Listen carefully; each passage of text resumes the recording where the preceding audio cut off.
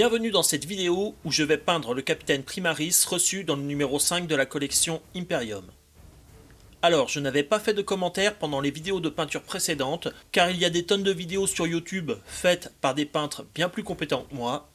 Mais en même temps, c'est un peu le but de la chaîne, partager mon parcours et mes retours. C'est peut-être ma vision de débutant qui va le plus aider les autres personnes dans ma situation, en tout cas, je l'espère. Comme vous pouvez le voir, j'ai passé une couche de primaire Chaos Black sur la figurine, et je commence par le Macrack Blue. Le primaire est en bombe de peinture, je l'avais présenté dans ma vidéo sur les outils que j'utilise. Alors le Macrack Blue, comme pour les autres peintures, elle est légèrement diluée avec de l'eau, et j'en passerai 2 couches.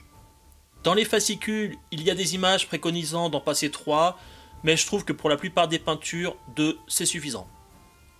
Certains se demanderont peut-être pourquoi je n'y vais pas comme un bourrin à appliquer la couche de base sur tout le modèle. C'est comme ça que je préfère faire. Je sais que j'y passe sûrement plus de temps en faisant comme ça. C'est peut-être car j'ai appris à coloriser sans dépasser et que j'ai gardé le réflexe.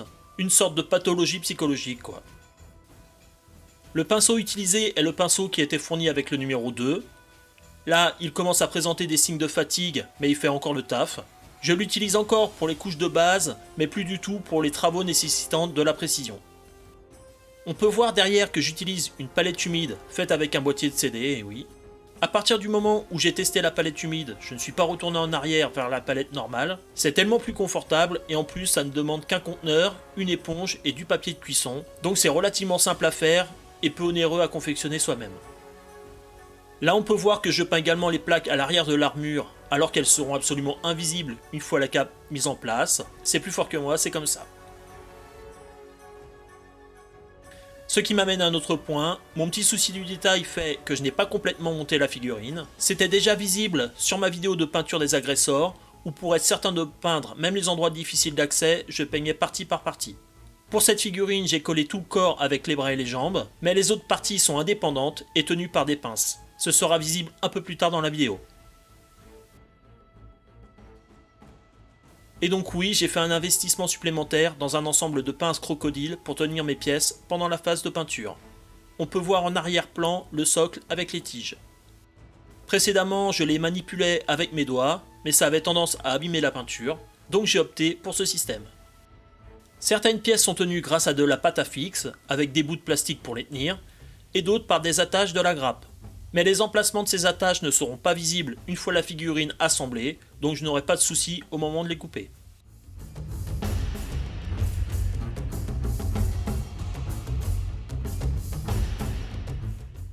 Pour la peinture du pactage, je sais pas si c'est le bon terme, la peinture est un peu trop diluée. Je ne sais pas si c'est super visible à la vidéo, mais elle ne couvrait pas bien la figurine.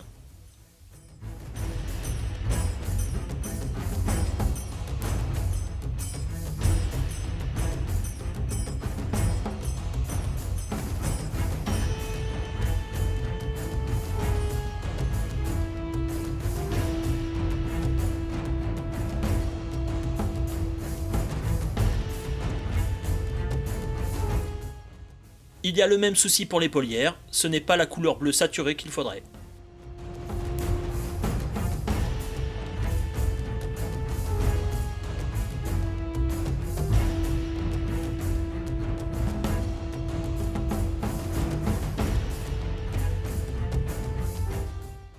Pour cette épaulière, on voit que j'ai rajouté plus de peinture sur la palette et que la teinte est bonne. La dilution de la peinture, c'est encore un domaine à améliorer pour moi.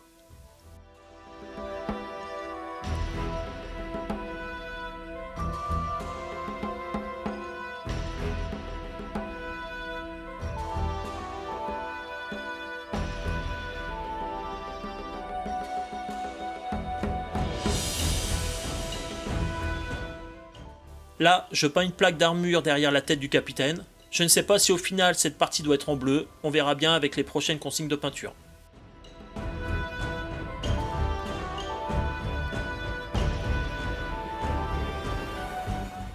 Et là, je reprends la figurine, car je me suis aperçu que j'avais oublié de peindre son bras gauche. Ça m'arrive de temps en temps de revenir sur des parties oubliées. Alors, je ne le montre pas dans la vidéo, sinon elle serait beaucoup trop longue, mais j'ai enchaîné avec une seconde couche.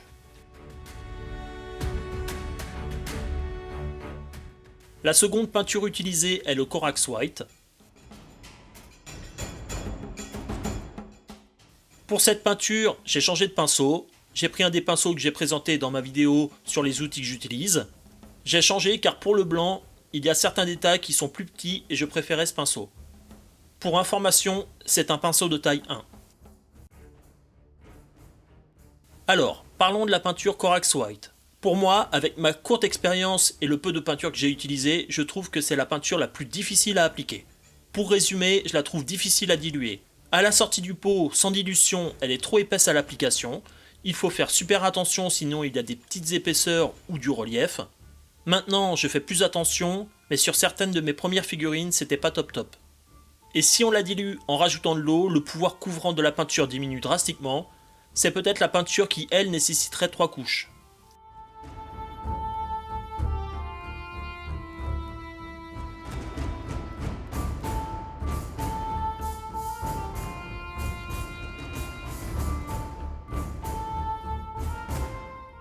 Pour la peinture de la cape, comme c'est une grande surface, je suis reparti avec le premier pinceau Citadel. Avec le recul, j'aurais peut-être pu essayer avec la brosse reçue dans le dernier colis, avec le numéro 11. Comme le pinceau est plus large, ça aurait peut-être été plus rapide.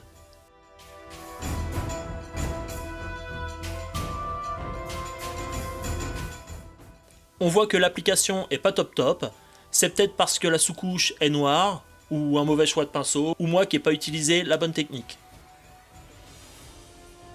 Là, je montre des images du passage de la deuxième couche, que j'essaye de faire plus uniforme, en faisant tous mes passages du haut vers le bas pour rattraper la première application qui n'était pas vraiment géniale. La peinture suivante est le Retributor Armor. Pareil, comme il y a beaucoup de petits détails, je suis repassé sur le pinceau taille 1. Et donc là, c'est beaucoup de patience et de précision.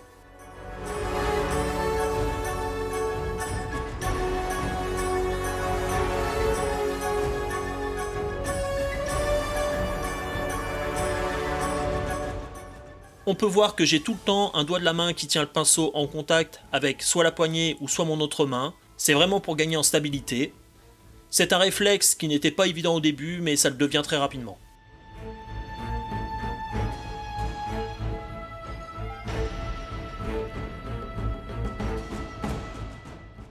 Comme je le disais, pour le doré, c'est beaucoup de petits détails à peindre.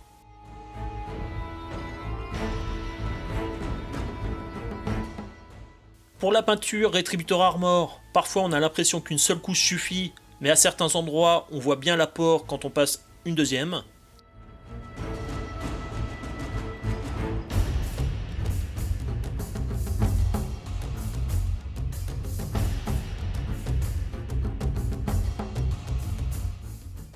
Autour des lauriers, autour de la tête.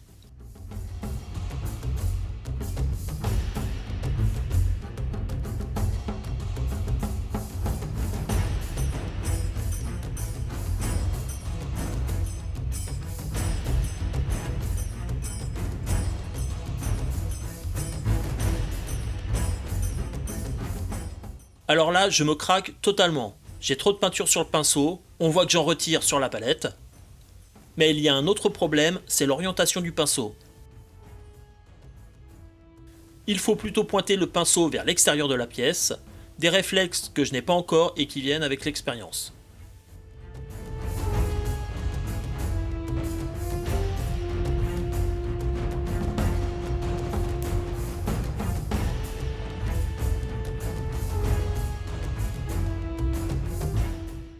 Pour l'autre épaulière, j'ai retenu la leçon et je ne recommence pas la même erreur.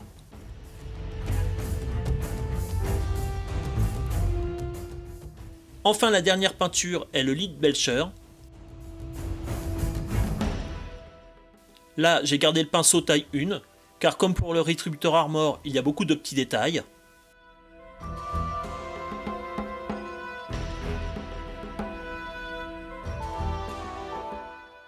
J'ai pas grand chose à rajouter, juste qu'elle nécessite également 2 couches.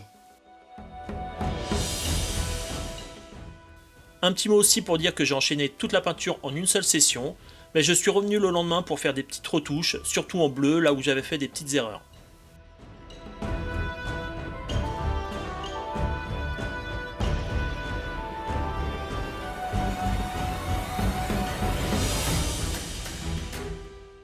Sinon, j'ai également essayé d'améliorer la qualité de la vidéo, de mieux filmer le modèle et de ne plus avoir de soucis de luminosité, surtout au début quand le modèle est entièrement noir. Je ne présente pas l'intégralité de la peinture déjà, car à certains moments l'endroit où je peins n'est pas visible. J'essaye de peindre un maximum vers la caméra, mais pour certains endroits c'est juste trop compliqué. Voilà, donc si vous avez un retour ou un conseil à me donner pour améliorer la qualité des vidéos, n'hésitez pas à me laisser un commentaire.